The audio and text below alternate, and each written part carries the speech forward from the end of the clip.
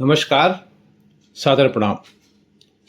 अब एक लंबे अंतराल के बाद प्रधानमंत्री मोदी ने शुक्रवार रात 11 बजे एक वीडियो जारी करके कहा है कि वे जंतर मंतर पर गाली देने वाले बच्चों को भी गले लगाएंगे।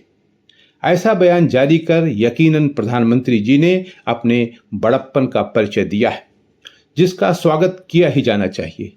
ये बयान प्रधानमंत्री मोदी ने इसलिए दिया है कि शायद उन्हें पहली बार यह एहसास हुआ है कि लोगों में उनके प्रति गुस्सा है, आक्रोश है।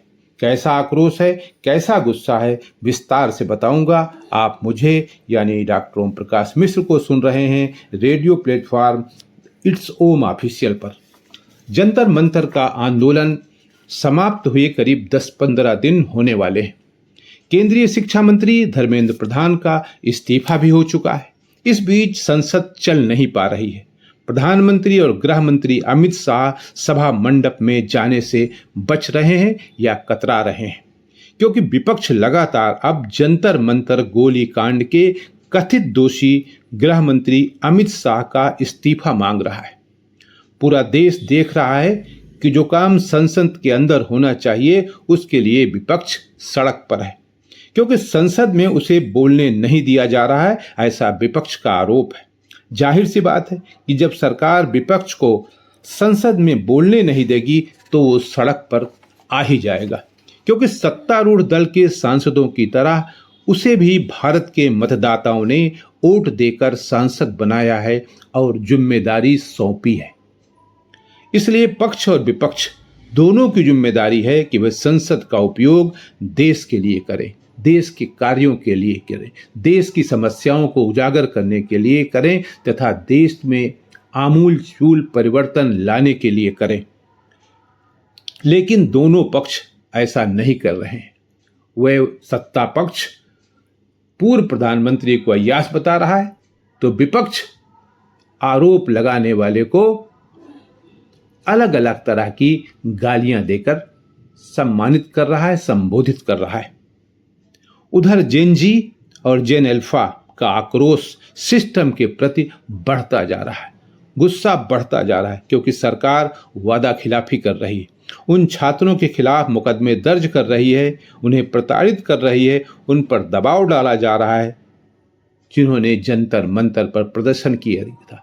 तरह तरह के नियम बनाए जा रहे हैं कि जिनके पास नीट का एडमिट कार्ड होगा उनके विरुद्ध मुकदमा नहीं होगा, जिनकी क्रिमिनल हिस्ट्री होगी, क्रिमिनल बैकग्राउंड होगा, उनके खिलाफ मुकदमा चलेगा। ऐसा तो कुछ तय नहीं हुआ था ना।